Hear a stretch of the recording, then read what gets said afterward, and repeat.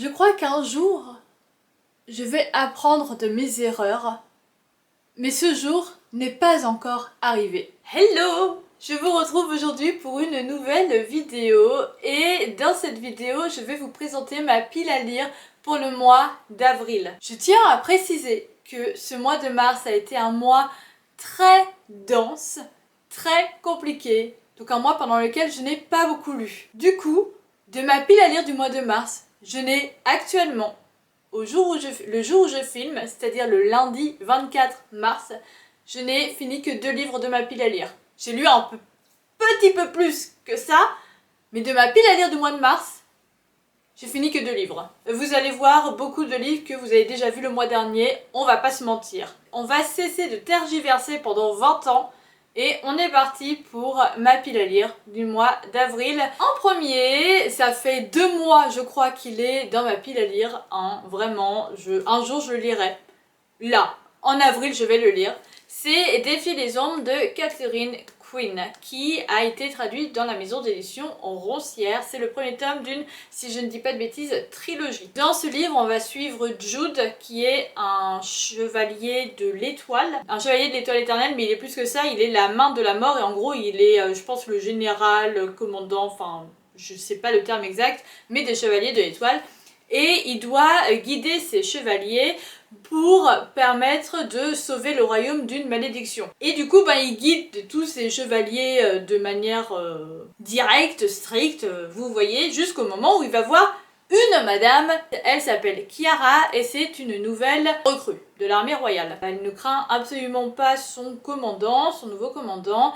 Au contraire, elle l'estime beaucoup parce qu'elle voit en lui quelqu'un comme elle, c'est-à-dire quelqu'un qui est prêt à tout pour survivre. Le truc c'est que forcément, c'est une romantaisie, on se doute, va y avoir des petits rapprochements. Et dans tout ça, pour vaincre la malédiction qui pèse sur le royaume, ils vont devoir percer, j'imagine que c'est pour ça, hein, ils vont devoir percer les secrets de la brume et de ses ténèbres, et du coup ils vont devoir s'aventurer dedans, sauf que tout ça, forcément, ça va regorger de dangers. Là, je suis très déçue de ne pas encore avoir eu le temps de le lire, mais bon, comme je l'ai dit, le mois de mars, ça a été un mois surchargé, donc en avril, qui sera un mois beaucoup plus tranquille, j'espère pouvoir le lire.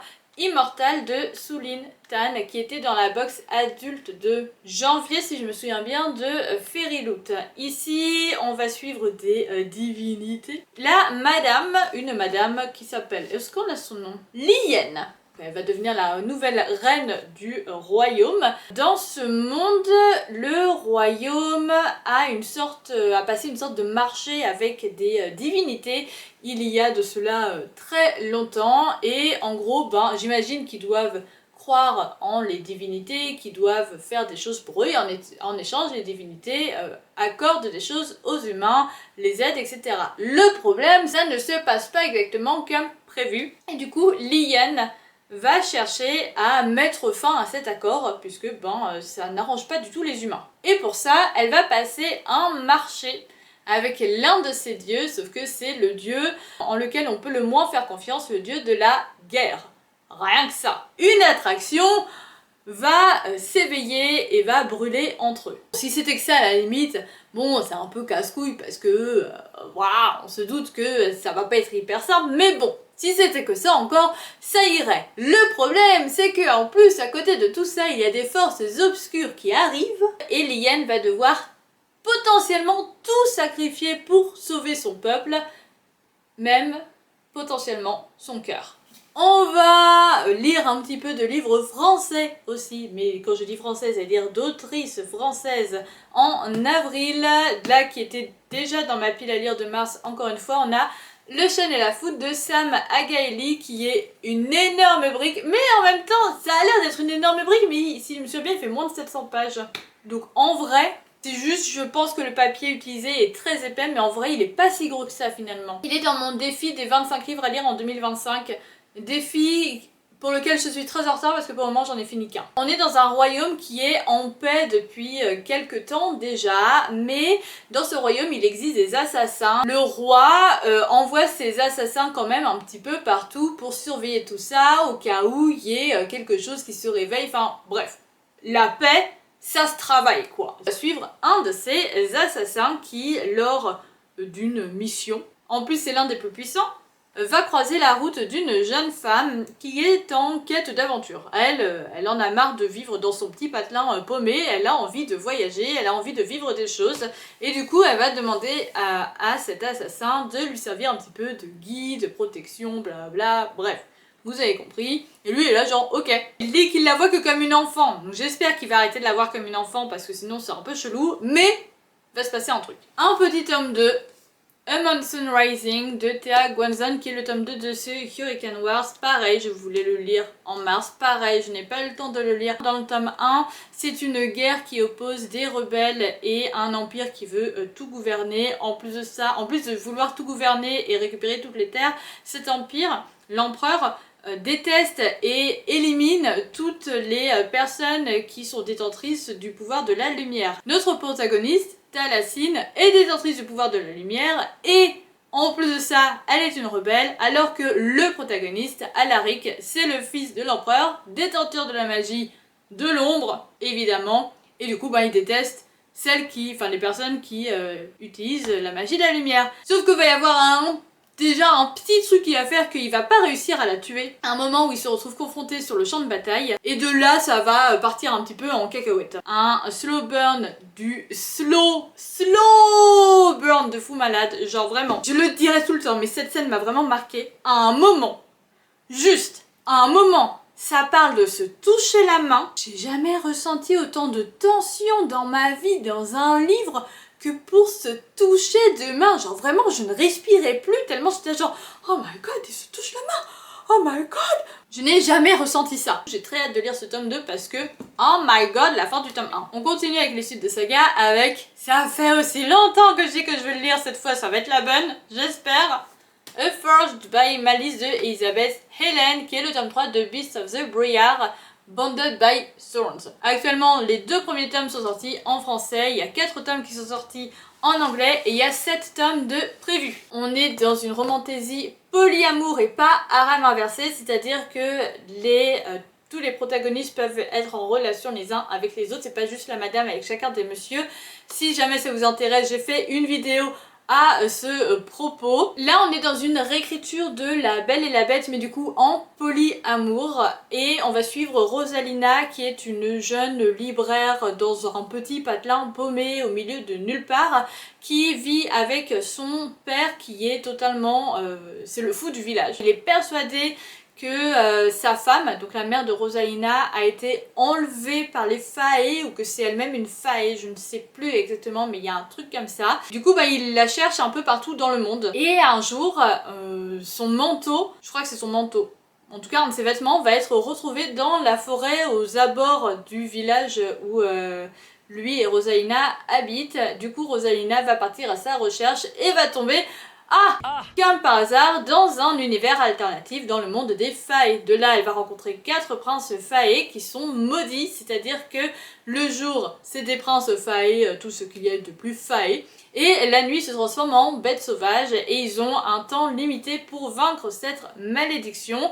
Du coup, Rosalina, elle arrive, comme dans le film, le dessin animé de La Belle et la Bête, elle fait « Non, prenez-moi, enfermez-moi à la place de mon père !» Et les princes Fae vont être là genre ok. Et après elle va passer un marché avec un des 4 princes Fae en disant ok, je vous aide à rompre la malédiction et si j'ai réussi, vous me laissez rentrer chez moi. Comment vaincre cette malédiction? Les princes Fae doivent trouver leur âme sœur et leur âme sœur doivent accepter le mate bond, le lien d'âme sœur. Le problème c'est qu'à force de traîner avec eux, avec chacun de ces 4 princes Fae qui sont en plus très différents les uns des autres mais très séduisants à leur manière, forcément, elle va commencer à ressortir des trucs. Donc ça va être compliqué. Mais il faut qu'elle le fasse, sinon elle pourra jamais rentrer chez elle. Merveilleux, incroyable. Oh my god. Le suivant, il était déjà dans ma pile à lire du coup également de mars, mais j'hésite un petit peu en fait entre lui et un autre. C'est du Ali Hazelwood. J'hésite entre Not in Love qui était déjà dans ma pile à lire et Deep End. Je me dis que ma pile à lire est déjà bien remplie, donc à moins que vraiment, parce que je suis aussi une mood reader, donc à tout moment je lis les deux. J'hésite entre les deux parce que Not in Love était déjà dans ma pile à lire avant, que il me fait très envie et que comme ça je pourrais en parler avec une amie. Mais en même temps, Deep End, je viens juste de l'acheter et... vous voyez, c'est le fameux truc du tu viens d'acheter un livre et du coup il passe devant tout le reste de ta pile à lire. Dans celui-ci, on suit un monsieur et une madame qui sont très attirés l'un par l'autre. La madame, c'est une chef d'entreprise et le monsieur, c'est un investisseur, quelque chose comme ça. Et en gros, lui et ses associés sont très intéressés par l'entreprise de la madame. Mais lui, il est très intéressé déjà par l'entreprise, hein, c'est le principe même de ce qu'il fait dans la vie. Mais en même temps, il est très intéressé par la madame. Donc il se dit d'une pierre deux coups. Ils se disent, mais tant qu'il n'y a rien, qu'il ne peut pas y avoir de conflit d'intérêt, machin truc, et si on se faisait pas du bien tous les deux? Mais attention, au moment où on devient partenaire, associé, je connais pas le terme exact, on arrête tout. Et en même temps, j'ai très envie du coup de lire ce livre qui, là, du coup, c'est avec des protagonistes un peu plus jeunes. D'ailleurs, de ce que j'ai compris dans ce livre, on revoit Olive et Adam Carlsen de The Love Hypothesis, donc oh my god. Je suis vraiment très curieuse de lire Deep End et d'en parler avec une autre amie qui a lu tous les livres de Hailey Hazelwood et qui, du coup, a récemment lu celui-ci. Évidemment. On va continuer avec les petites romances, petits livres qui peuvent se lire en même pas 2 jours. Donc c'est pour ça que j'ai rajouté à la pile à lire parce qu'au début je me suis dit bon ça fait quand même beaucoup, mais celui-là vraiment ça va être pour un moment où si jamais j'ai la flemme. Si jamais j'ai la flemme de lire un truc en anglais, si jamais j'ai la flemme de lire un gros truc, ça va être ce livre. Un automne pour te succomber de Morgane Moncomble. Un automne, non mais n'importe quoi la meuf. Un printemps pour te succomber de Morgane Moncomble. Donc là du coup on est dans le tome 3 de la saga Seasons, dans laquelle on suit 4 amis qui sont un petit peu partout dans le monde et leur histoire d'amour. Et du coup dans ce livre là on suit Nolia qui est une fleuriste fauchée et en fait le seul moyen pour elle de se défaucher de sauver un petit peu son business, etc., serait potentiellement de se marier avec son ex. Parce qu'elle veut pas se marier avec son ex. Du coup, elle va trouver un riche monsieur, Cam, qui est un milliardaire et qui est surtout un playboy. Le problème, c'est que cette réputation de playboy, bon, c'est pas foufou. Il va accepter cette demande de ses fausses fiançailles, il va accepter, comme ça, lui, ça lui permet d'annuler cette réputation de playboy et potentiellement de ne pas perdre ses investisseurs. Et elle, ça lui permet de sauver son commerce de fleuriste. Ils se promettent mutuellement de ne jamais tomber amoureux. Et autre livre un petit peu doudou, quoique on va voir, Where the Library Hides, avec mon super accent anglais, de Isabelle Ibanez, qui est le tome 2 de What the River Knows, qui est sorti récemment chez Rajo, je crois, en français d'ailleurs. Donc là c'est le deuxième tome d'une duologie, après c'est fini. Dans le tome 1, on suit Inès qui vit avec sa tante et ses cousines en Argentine et elle voit très rarement ses parents. En gros elle les voit à peu près la moitié de l'année, voire moins, parce qu'ils sont toujours en vadrouille un peu partout dans le monde et notamment en Égypte dernièrement. Ce sont des archéologues et ils ne veulent absolument pas qu'elle vienne avec eux parce que c'est trop dangereux pour une jeune femme. Et un jour elle va recevoir un courrier de son oncle qui dit que maintenant c'est lui son responsable légal, son garant, parce que ça se passe au 19e siècle, donc les femmes n'ont aucun droit, aucun pouvoir, rien du tout. Il lui dit du coup, vous avez compris que ses parents sont... bon, ils ont disparu. On n'a pas de preuves qu'ils sont morts, mais ils ont disparu, on se doute, surtout avec le désert à proximité, tout ça. Inès, elle, ni une ni deux, elle part sur un bateau pour aller en Égypte pour essayer de découvrir le pourquoi du comment ses parents ont disparu, qu'est-ce qui s'est passé, parce que c'est chelou. Qu'il y ait eu un accident et tout, c'est totalement possible, mais là en fait c'est pas un accident, c'est un truc qui est totalement débile, une erreur de débutant et c'est pas possible, ses parents font ça depuis tellement longtemps que c'est pas possible que ce soit arrivé. Donc elle va en Égypte pour essayer d'enquêter, son oncle est pas content qu'elle soit venue, l'assistant de son oncle, Whitford, n'est pas content qu'elle soit venue, mais elle va vraiment tout faire pour rester, à tel point que ça va grave les saouler d'ailleurs. Mais elle va réussir et elle va essayer d'enquêter sur tout ça. Et du coup, un peu malgré lui, elle va se faire aider par Whitford. Ah, Whitford. J'ai oublié un livre qui était déjà dans ma pile à lire. En fait, cette pile à lire, vous avez... c'est limite, vous avez juste à regarder la vidéo de la pile à lire de mars et rajouter 2-3 livres et vous avez la pile à lire d'avril. C'est un peu désolant, je suis navrée. J'ai oublié The Book of Azrael de Amber V. Nicole, qui est le livre maudit d'Azrael. Le tome 2 vient de sortir en français chez Bookmark. Dans ce livre, on suit des dieux, déesses, etc. On suit 2 ennemis de longue date et du coup, surtout, on suit Diana et Samkiel. Diana, c'est une... alors je crois que c'est une déesse, mais je suis pas sûre. En tout cas, c'est une personne qui, pour sauver sa sœur, a accepté de devenir un petit peu, on va dire, l'esclave d'un dieu. Et un jour, ce dieu va demander à Diana d'aller chercher un livre, le livre maudit d'Azrael. Et dans sa quête, elle va tomber sur Samkiel, qui est le dieu, le chef d'une autre planète, donc il y a plusieurs planètes. Ils vont se tomber dessus l'un et l'autre. Le truc c'est que ce sont des ennemis depuis très longtemps. Et le truc c'est que lui aussi recherche ce fameux livre et ils vont devoir travailler main dans la main, devoir s'entraider pour le trouver et sauver, j'imagine, l'univers. D'ambre et d'obsidienne de E.J. Jeanne. Là, on est dans un Enemies to Lovers, dans une petite romantaisie. Je crois que c'était le premier livre de cette autrice. Dans ce livre, on suit... Alors, je crois que le monsieur... j'ai oublié son nom, mais ça commence par un K. Et elle, c'est Neissa. Elle est victime d'une tentative d'assassinat. Et du coup, elle va passer un marché avec K. Sauf qu'en fait, c'est celui qui devait à la base la tuer. Il va accepter de la protéger en échange de quelque chose. Du coup, ils vont être obligés de cohabiter ensemble. Je sens qu'il va y avoir la blinde de tension. Et ils vont tous les deux se lancer dans une quête de vengeance. Les 2 derniers, comme celui que je viens de vous présenter, ce sont des autrices françaises. Beautiful Sinner de Anita Riggin. Ce sera mon 2e livre de cette autrice que je lirai. J'avais déjà lu Toxic Hell en 2023, je crois, que j'avais vraiment beaucoup aimé. On suit Eden et Alan. Eden est folle amoureuse de Alan. À 18 ans, tout va bien, etc. Sauf qu'à 20 ans, il va se passer un truc, ce qui fait que elle va fuir. Et lui, il va jamais vraiment la lâcher, etc. Jusqu'au jour où il va venir tenter de la récupérer ou quelque chose comme ça. Du coup, elle va se retrouver forcée de revenir dans ce monde un petit peu horrible de trafic d'armes, de danger, etc.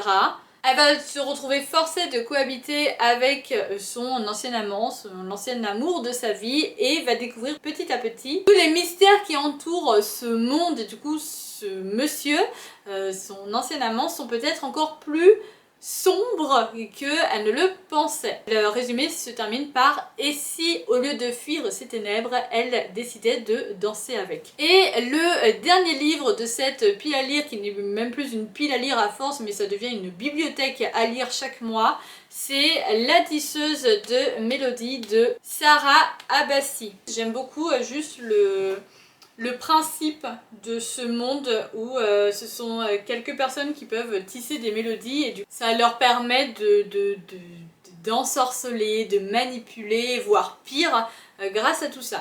Dans ce livre, on suit du coup Shona, qui est une de ces fameuses tisseuses de mélodies et qui du coup sert le roi Sol. Un jour, par accident, elle va voir son futur.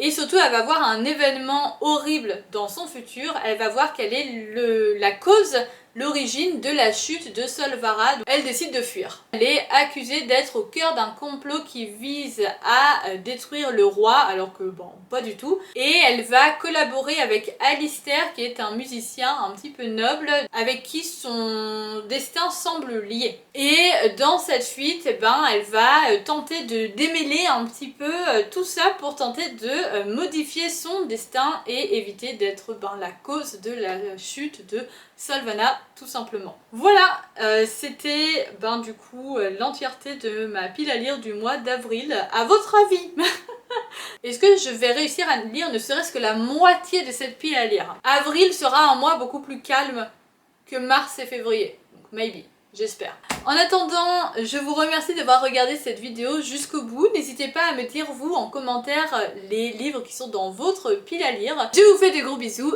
et surtout je vous dis bonne lecture.